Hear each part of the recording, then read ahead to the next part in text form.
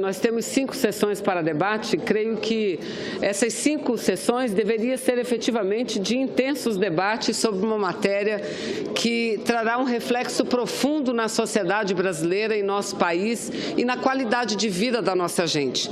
Hoje tivemos uma sessão, uma importante sessão, que debateu a matéria. 2 dos convidados se posicionaram favoravelmente à PEC, um deles, representando aqui, estava o ministro da Fazenda e 2 outros convidados falando contrariamente à aprovação da PEC. Eu não tenho dúvidas nenhuma de que aqueles que tiveram a oportunidade de assistir às exposições e os debates do início ao fim chegam a uma conclusão clara. Essa PEC não vai contribuir para tirar o país da crise. E segundo, ela é extremamente danosa, porque é uma PEC que só atinge a camada mais prejudicada da sociedade brasileira, a camada mais fragilizada, porque limita os gastos somente primários, ou seja, gastos com saúde, com educação, com ciência e tecnologia, com segurança, com alimentação, com agricultura, somente isso. Enquanto que os gastos financeiros sequer são tocados. E aí, senhor presidente, eu quero começar essa parte do debate dizendo o seguinte: todos nós sabemos da necessidade que o governo tem, que o poder público tem de enfrentar essa grave crise econômica pela qual estamos passando. Todos nós temos unanimidade em relação a essa questão. O que nos diferencia são os caminhos que consideramos devam ser trilhados. No nosso entendimento, senador Randolph, e nós debatemos muito essa questão, sobretudo no âmbito da Comissão de Assuntos Econômicos e também da Comissão de Direitos Humanos, nós deveríamos optar pelo outro caminho, o caminho de buscar uma justiça tributária no Brasil. Essa seria a janela, seria a grande oportunidade de fazermos uma profunda reforma tributária, de acabar com a tributação, de substituir aquilo que hoje é tributado no país, que é o trabalho e a produção, por aquilo que deva ser tributado e, aliás, é tributado na maior parte dos países do mundo, que é a riqueza e a renda. Então, teríamos essa oportunidade e deveríamos aproveitá-la. Deveríamos, sem aumentar a carga tributária do Brasil, diminuir os tributos que os pobres pagam e aumentar os tributos que aqueles ricos não pagam. E os exemplos são fartos, senhor presidente. Para os senhores e as senhoras terem uma ideia, a população brasileira, os trabalhadores brasileiros que têm uma renda mensal de até 2 salários mínimos contribuem com 54% ao Tesouro, enquanto que os que ganham mais de 30 salários mínimos só contribuem com 29% ao Tesouro. Ou seja, esse é o país onde o pobre paga imposto e o rico não paga nada. Esse é o país onde o sistema tributário está montado e funciona apenas para favorecer o sistema financeiro e favorecer os poderosos. Então, venho dizer que esse é o único caminho, não é verdade. Não é verdade. Isso é a maior mentira que nós já ouvimos. Não é verdade que estamos diante de 2 opções, ou a falência do Brasil ou a aprovação da PEC 55. Repito, isso é a maior inverdade que eu vi nos últimos tempos, porque existem outras saídas para enfrentar a crise que não esta draconiana, que irá cortar os serviços daqueles que mais precisam dos serviços públicos nesse país. E vir dizer que a saúde não será prejudicada? E vir dizer que a educação não será prejudicada? Ora, senhores, ora, vamos ler todos os estudos técnicos, todas as projeções feitas. E as projeções mostram, senadora Fátima está rouca de tanto falar isso, os estudos técnicos mostram que daqui a 10 anos o recurso com educação cairá a 10%. Vejam, aproximadamente, vejam, isso não é possível que se faça. Nós estamos dando um fim nós estamos interrompendo todo um ciclo de inclusão da juventude brasileira ao sistema educacional. Não é possível que se faça isso. E, enquanto isso ocorre, os bancos continuam sendo beneficiados.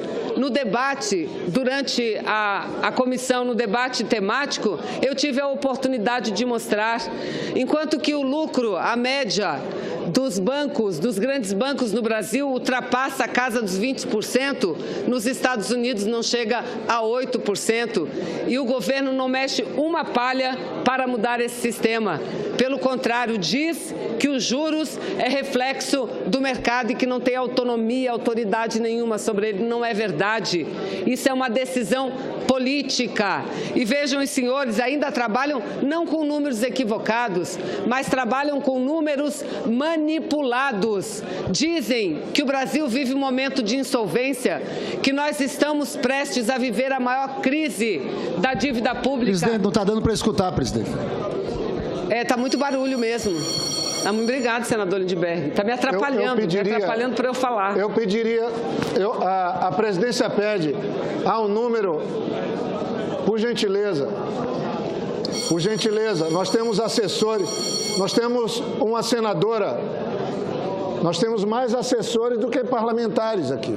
E eu pediria que, para mantermos Vossas Senhorias no plenário, eu peço só silêncio e respeito à ação dos senadores no plenário. Por gentileza, com a palavra, Vossa Excelência. Muito obrigada. E por isso eu estava falando alto, além do que eu costumo falar, senhor presidente, porque nem eu nem conseguia me ouvir. Mas vejam, nós não estamos dizendo que os expositores hoje, os defensores da PEC, utilizaram números equivocados. Não, utilizaram números reais. Entretanto, utilizaram de forma manipulada. Pegavam exemplo sempre a partir do governo do presidente Lula, dizendo que a dívida pública brasileira cresceu e está prestes a implodir. Ou aprova-se a PEC ou nós vamos viver um estouro da dívida pública. Não é verdade.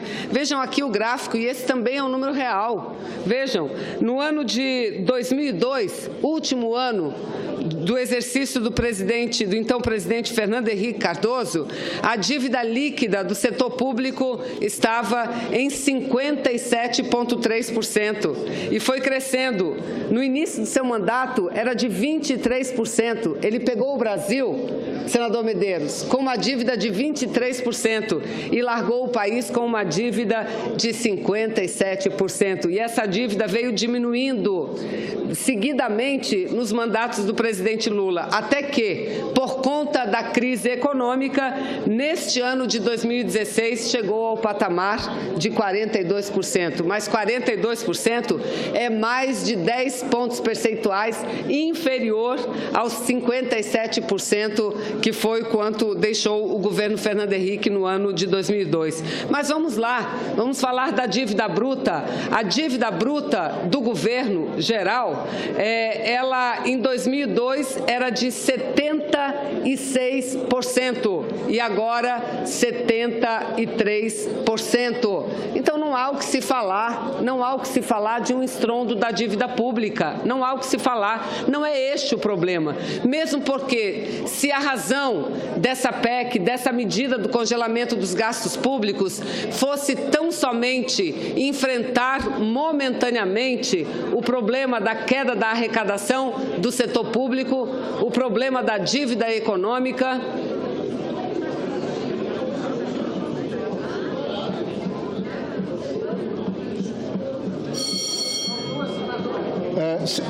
sinceramente, eu acho que eu vou pedir para que uma parcela importante das pessoas que estão no plenário saia do plenário.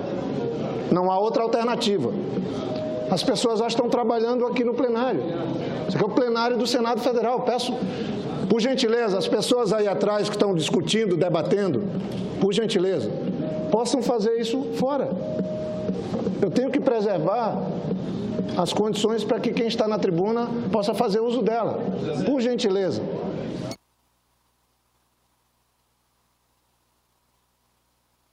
Eu já quero caminhar para a conclusão do meu pronunciamento. E aqui mostrava que não é verdade a principal justificativa que o governo apresenta para a aprovação dessa PEC, e nós precisamos derrubar esses mitos, que é para enfrentar o problema grave da dívida. O problema grave da dívida pode ser enfrentado de uma outra forma, baixando-se os juros, os spreads bancários, que são os maiores do planeta, e o governo não move uma palha para modificar esse sistema. E não adianta os senhores dizer que juros é autorregulamentado, é o mercado que regulamenta, não é assim. Por exemplo, o setor de medicamentos no Brasil é regulamentado sim. E por que não regulamentar também a parte dos juros? Se setores importantes do processo produtivo é regulamentado, por que não regulamentar? Por que sempre buscar o caminho mais fácil, mas, entretanto, o caminho mais doloroso para a população brasileira? Então, o objetivo dessa PEC, senhores senadores, senhoras senadores, e é preciso que cada um tenha uma consciência clara disso, e tenho certeza que todos têm a consciência, talvez seja essa a razão porque os senhores não enfrentam o debate da matéria, porque essa não é uma proposta para enfrentar, senador Valadares, uma crise econômica passageira e momentânea, grave, mas passageira e momentânea, porque se fosse, não era emenda constitucional, porque se fosse, não teria a durabilidade de 20 anos. Vejam os senhores e as senhoras, digamos que o Brasil supere a crise, digamos que a economia brasileira volte a crescer, digamos que a receita do Estado brasileiro volte a crescer, o que o poder público fará? Não poderá abrir novas vagas para a educação, não poderá ampliar os programas sociais, não poderá ampliar os programas de infraestrutura, porque terá limitação constitucional de gastar somente o que aplicou no ano anterior, acrescido da inflação. Então, o que nós estamos debatendo aqui é uma outra concepção de Estado brasileiro que está sendo implantada, porque essa PEC é a primeira das grandes reformas que querem fazer, depois virá a reforma previdenciária, a reforma trabalhista, a desvinculação dos benefícios sociais do salário mínimo, ou seja, tudo aquilo que atinge frontalmente e letalmente a maioria do povo brasileiro, aqueles que vivem de salário mínimo, que também a partir dessa PEC deixará de ter a sua política de valorização. Olhe lá a recomposição de acordo com a inflação, uma luta dura conquistada pelos trabalhadores brasileiros que estamos prestes a perder. Por isso eu apelo e faço um chamamento, senhores senadores, venham à tribuna, falem dessa PEC, mostrem em números como é que ela vai salvar o Brasil, porque não vai salvar, vai prejudicar o país. Obrigada.